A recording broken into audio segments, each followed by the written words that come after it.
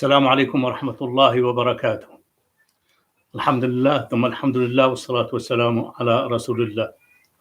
Alhamdulillah, we just have finished our iftar, our dinner, and now inshallah ready to receive a blessing of the Quran, the blessing of the Ramadan.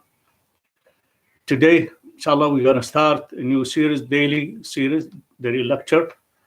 It's inshallah going to talk and summarize some lessons and the meaning of each juz.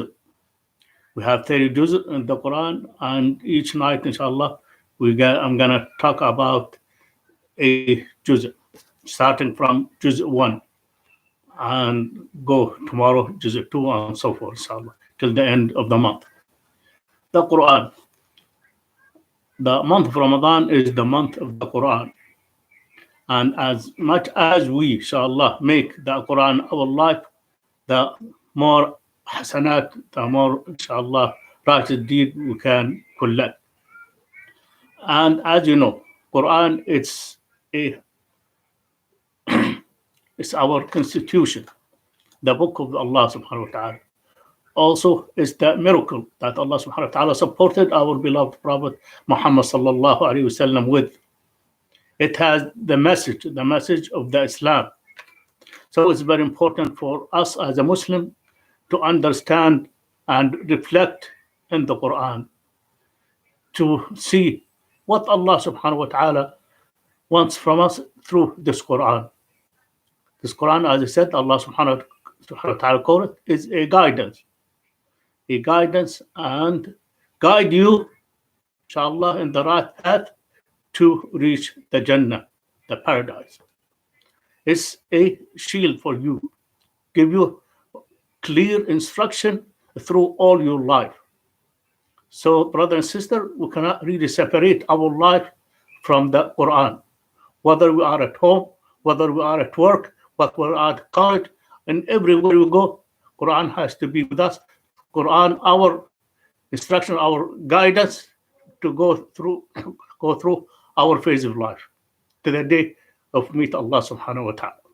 So today we're going to just briefly give brief description about what's the Quran and when the Quran was revealed in the first place.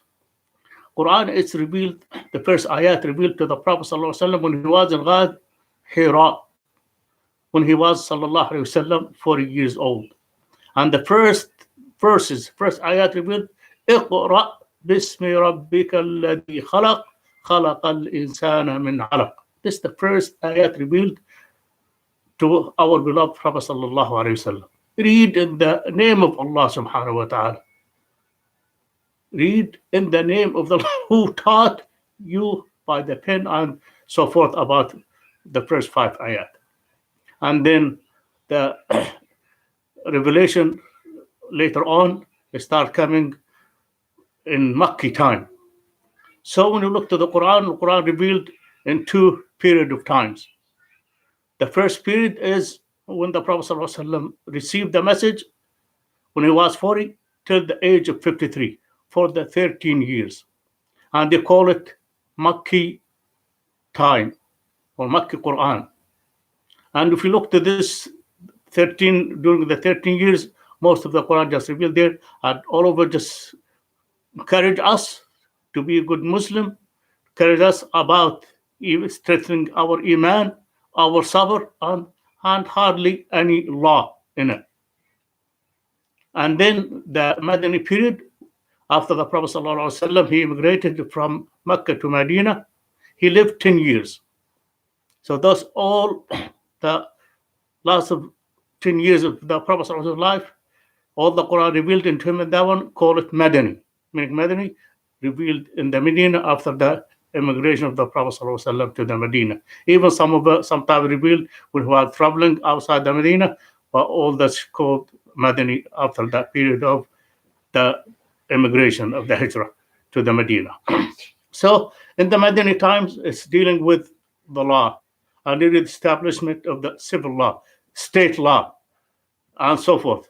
And you can tell the difference, even the style between Makki and Madani time. Now today, our juz, the first juz of today, inshallah, go see, started that juz with what? With Surah Al-Fatiha.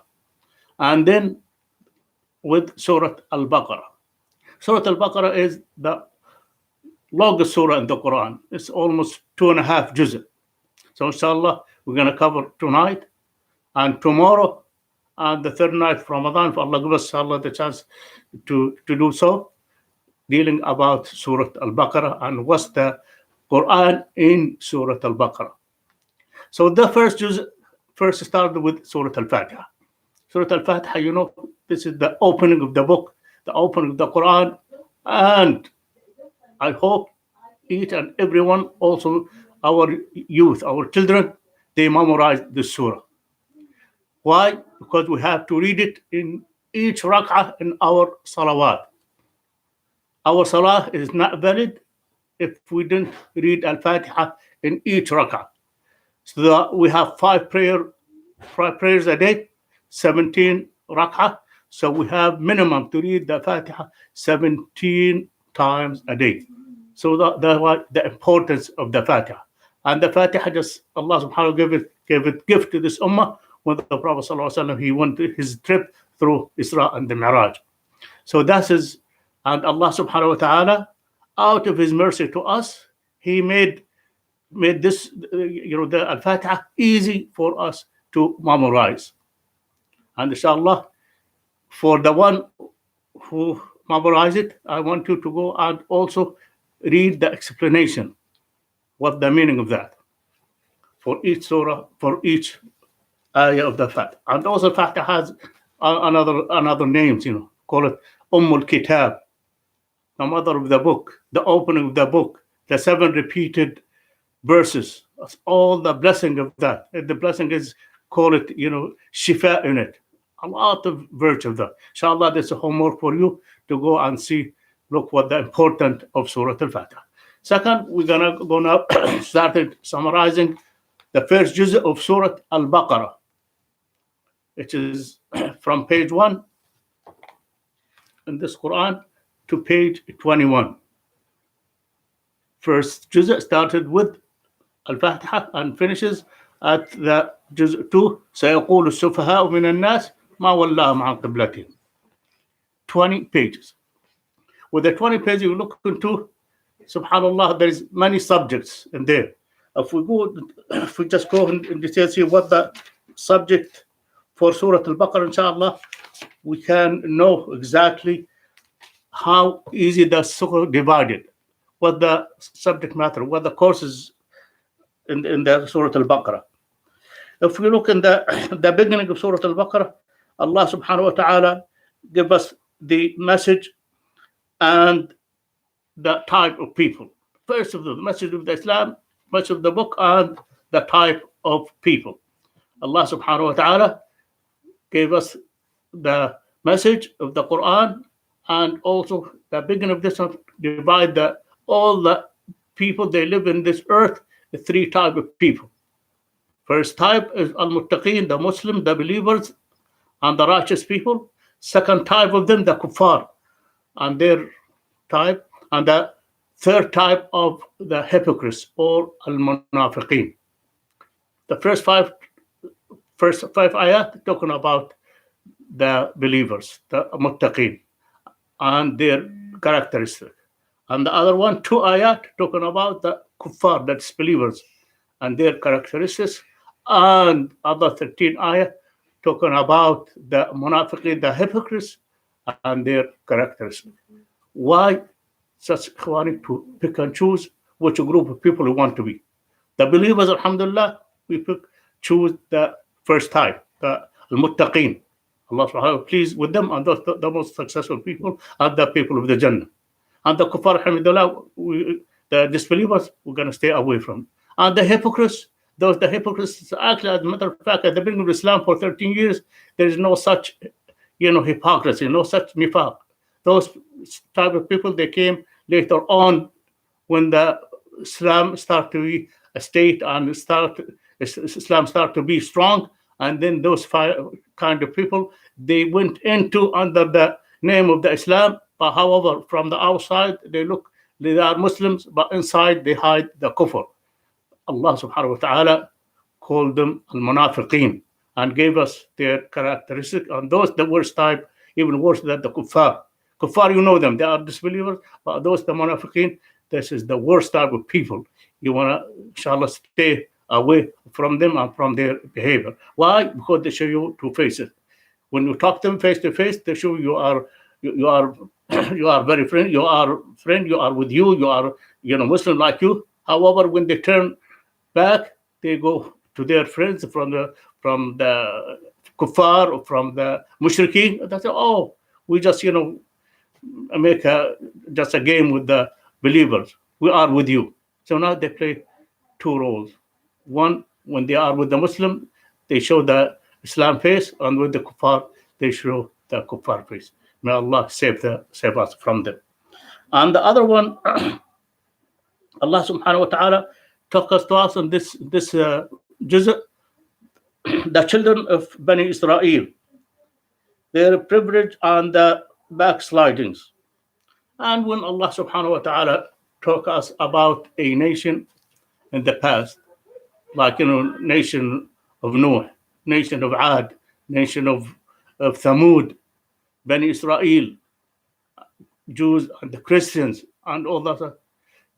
Such, when he gives us a piece of information or a piece in history in Islam for a hikmah, for a wisdom, he wants us to learn about their mistakes, the pitfalls they went through, the mistake they committed, and try to avoid the mistake they have done before, the one led them into their destructions. The sins they have committed, they want us to learn how Allah subhanahu wa ta'ala dealt with them, how Allah subhanahu wa ta'ala punished the disbelievers, the kuffar, the munafiqin, so we can take a lesson from the previous nations, so we as a Muslim, inshallah, avoid the mistakes and avoid the misbehaviors and learn the mighty power of Allah subhanahu wa ta'ala when the people, they disobeyed the commandment of Allah subhanahu wa ta'ala. Whether for the people of the book, whether the people that never had a book, or whether they just the disbeliever, they disbelieve in their prophets or their prophets, Allah subhanahu wa ta'ala showed us to take a lesson, reflect on what happened to them, and that's what could happen to you even if you are Muslims, if you didn't behave correctly according to the message you have, according to the structure of the Quran you have, according to the Sunnah of the Prophet sallallahu alaihi wasallam. So this is the second major subject on Juz 1. And also the third major subject in Juz 1 is people of the book. People of the book considered are really the Jews and the Christians. Their jealousy and their narrow-mindedness. Allah told us about how they look into you, how they will treat you if you didn't take heed, if you didn't put steps between you and them. They tell us exactly how they behave, what's even their hearts in and what their behavior is from the outside. Look what happened at that time. There were three big tribes of the Jews. They were living in Medina.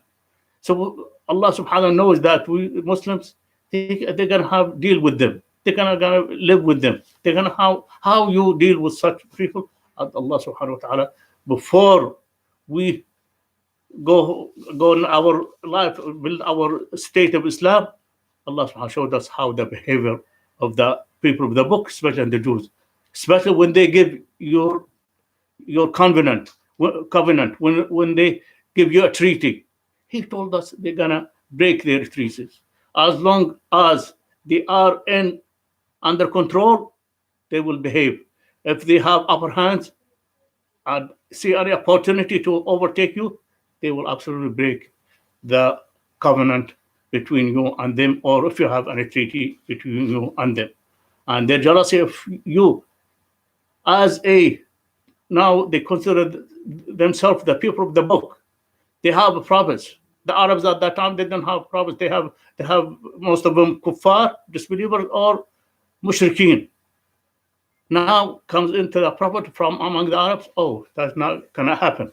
The prophets have to come from them, from the Bani Israel or from the Christian side. And the last major subject in this juzah is the story of Sayyidina Ibrahim alayhi salam and his son Ismail when they built the Kaaba. When they built the Kaaba. And give us, the very good, history background in that one. And also there is a great, great dua by Sayyidina Ibrahim and Sayyidina Ismail. They made it together when they built the Kaaba. Inshallah, shortly I will go share that with you. But I'll just go touch bases in some of the major stories in this juzah. The first major story is the story of Sayyidina Adam alayhi salam and the Malaika. So when Allah subhanahu wa ta'ala, He told the Malaika He is going to make a leader on earth to be a successor, the Malaika said, how you choose Adam alayhi salam, him and his offspring and children of Adam, they will commit mischief and that. And Allah subhanahu wa ta'ala proved to the Malaika that Adam, he is the best qualified leader of the earth. Why? Because he taught Adam alayhi salam the knowledge of everything. وَعَلَّمَ آدَمَ الْأَسْمَاءَ كُلَّهَا. Thus, he was honor Adam over the Malaika, over the angel, by the quality, the knowledge of everything. So when Allah subhanahu wa ta'ala taught Adam that knowledge and asked the Malaika to tell them about it, and they couldn't do it, and asked Adam to answer, to give him the answer, he did. Why? Because Allah subhanahu wa ta'ala told him so. And then after that, he, out of honor to Adam alayhi salam, Allah subhanahu wa ta'ala ordered his angel, his Malaika, to bow down in prostration as ikram, as honor, not as worship, to make a sajda. And then what did happen? Shaitan was there, Iblis was there.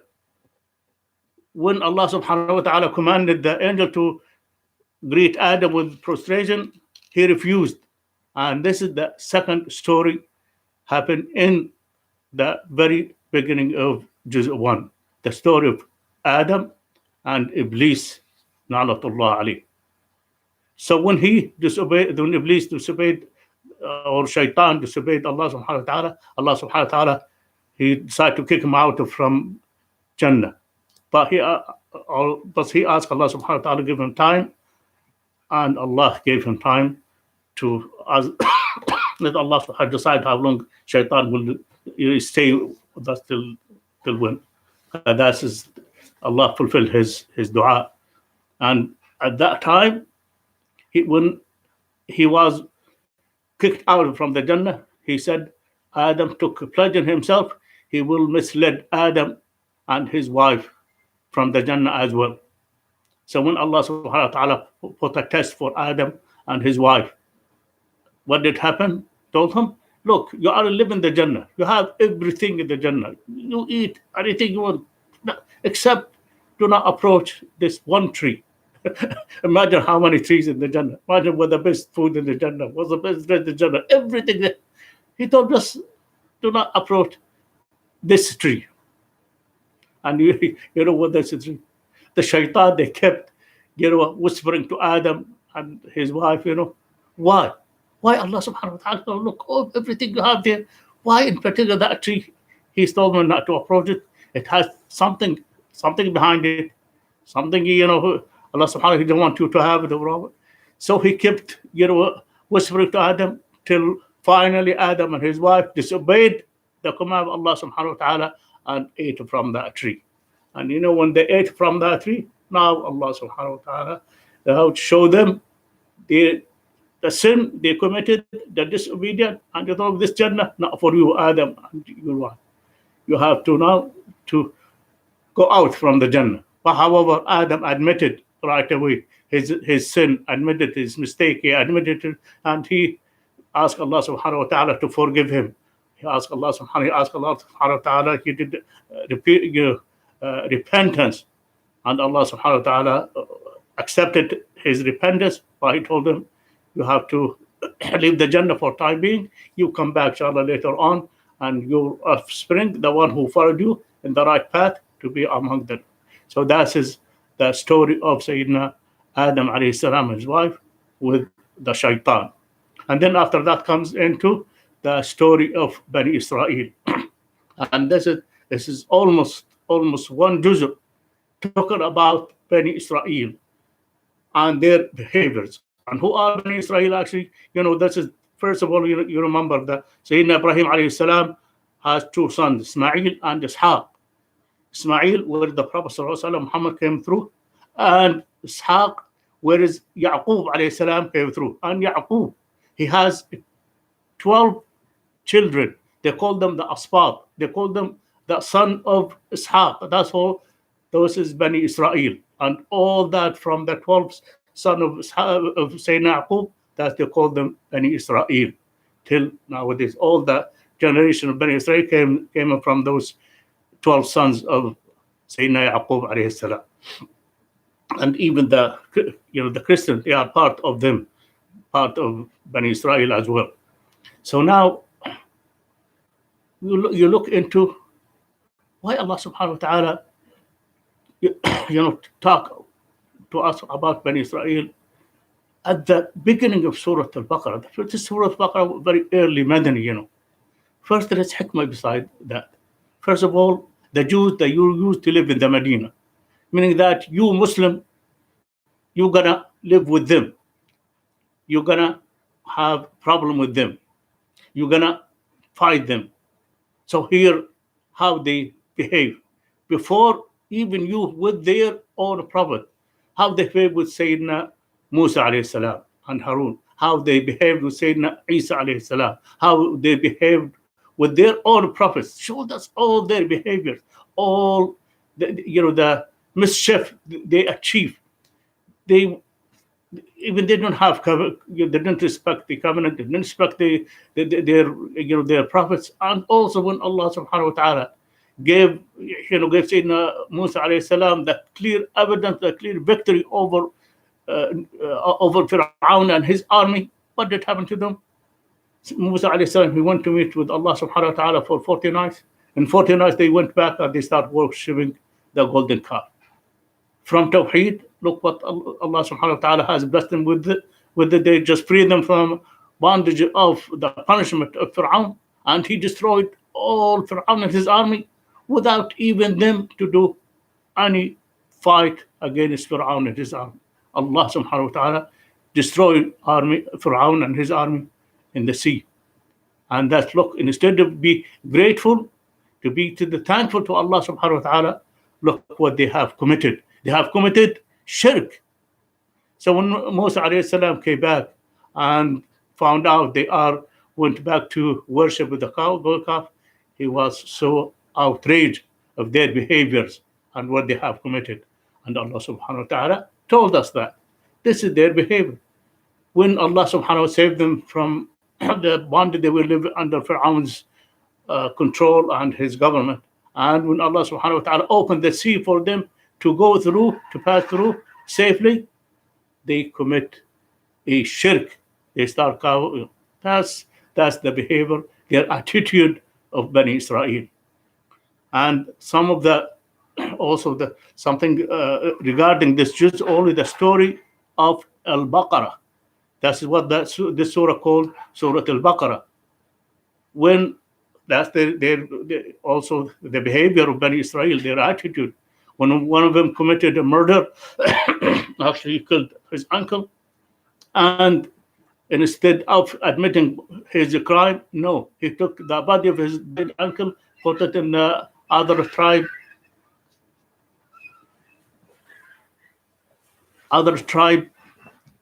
of Bani Israel, so that he can collect the blood money from them. And when as the story goes, when Sayyidina Musa alayhi salam told them, you have to pay for the blood money for this for this man, they said, to Musa, none of us admitted that he did the crime. How could we do something without from us? And we have no problem to collect the blood money, but we need to know the truth. And then Allah subhanahu wa ta'ala, when Musa asked Allah subhanahu wa ta'ala for a solution for that, he said, okay, slaughter a cow and you will find the solution of that. But when Musa told them, go and slaughter a cow, what they did, they start mocking Sayyidina Musa alayhi salam. That's a behavior that you do. Do you think we are a fool? What's the slaughtering cow have to do with the murder case? And then they start asking Musa, what type of a cow? What color of the cow? What this, what that? Till finally, when they said, inshallah, Allah will guide us to this cow, Allah inshallah guide them for that. And then they found out the right cow for that. When they slaughter it, now the hukm of Allah subhanahu wa ta'ala called to show them who is the actual murderer. He said, take part of this cow, slaughter cow, and smack the dead person. Allah will give life for the dead person, and the dead person became alive, and he told the story, the writer who killed him. Became like his nephew, the one who killed him. So that's Allah subhanahu wa ta'ala showed us a lesson out of the story that Allah subhanahu wa ta'ala will bring life again into all the dead person. So that is why when we believe in the day of judgment, qada Allah wa qadar, and all of us are going to die, and all of us once again will be resurrected again to meet with Allah subhanahu wa ta'ala. See what a great lesson from us, to learn through the Quran. And also that, inshallah, we conclude this halaqah. I wish we have more time to learn more lesson and get inshallah more of blessing of the Quran, of the story of the Quran, what the story of Sayyidina Ibrahim alayhi salam and his son when they built the Kaaba. So after Allah subhanahu wa ta'ala, you remember the story of Sayyidina Ismail when Sayyidina Ibrahim took him and his mother and left him in Mecca alone, and then the story after that, Allah subhanahu wa ta'ala, showed them, came and get the water, some of the water for Sayyidina Ismail and his mother, and then Sayyidina Ismail, he was, there's a tribe of Arabs came through there and found out about them. They lived with them, used the water, and Sayyidina Ismail alayhi salam grew up with them, and he just also became, mashallah, stronger and stronger and he married from them and established his life there. But what did happen between that? When Sayyidina Ibrahim, he told his at that time wife, and just told me stay here, and he left them without even when even his wife, Hajar, calling Ibrahim alayhi salam, hey Ibrahim, where do you leave us? Who do you leave us with? And he didn't even turn back. Why? Because this wahi came to him that just leave him there. So when he, after a few years later on, when he came back looking into his progeny and his wife, he found them, alhamdulillah, in a good condition. And at that time, Allah subhanahu wa ta'ala commanded Sayyidina Ibrahim alayhi salam and showed him where is the actual location for the Kaaba. That was when we make tawaf around it. There's a called al-Bayt, Baytullah al-Haram. Where is the foundation for that place? Where is the foundation for Kaaba? And showed them, just you command him and his son to build my house. And he listened to Allah's commandment, and his son Ismail just helped him to do that, and he made that dua. Very, very great dua, inshallah, till the blessing of that dua, it just fulfilled with when the Prophet ﷺ was sent as a messenger, as a prophet into all the humanity. Rabbana wa ba'ath fihim rasulun. Oh Allah, bring from them, inshallah, a Rasul, a messenger who guides them, who has the book of the hikmah, and who purify them. And when the Prophet ﷺ read this ayah, said, this is the dua of my grandfather, great grandfather, Sayyidina Ibrahim alayhi salam. My dua of my grandfather Ibrahim. Allah fulfilled it almost 2,000 years after this dua. Meaning that when you look to the importance of the dua. When you make your dua, you leave your dua. Don't ask Allah, sorry, how come you didn't respond to my dua? How didn't you fulfill my dua? You leave your dua to Allah subhanahu wa ta'ala. If it's good for you, He will inshallah fulfill it to you in His life. If it is something else, let Him inshallah save it for you till the day when you meet Him, and you get inshallah your reward at that time. May Allah subhanahu wa ta'ala give us tawfiq. May Allah give us understanding. May Allah give us the benefit of the Quran and make it in our hearts, whether we read it, whether we understand it, and to make it our guidance, our inshallah, this message for us and for all the humanity, inshallah. That's a part of you, inshallah. If you can make, inshallah, da'wah and lead the others, inshallah, for the guidance of Allah subhanahu wa ta'ala, it will be great. So this is the first juzah, inshallah, a summary of the first juzah.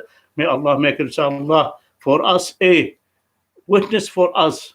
Witness be in the day when we meet Allah subhanahu wa ta'ala, it is inshallah witness for us, witness for our safety, for our salvation of the hellfire. ربنا آتنا في الدنيا حسنة وفي الآخرة حسنة وقنا عذاب النار. اللهم اجعل القرآن العظيم ربيع قلوبنا ودستور حياتنا. اللهم صل وسلم وبارك على سيدنا محمد وعلى آله وأصحابه أجمعين. Brothers and sisters, right now, inshallah, your time to do your Isha and to do your Taraweeh.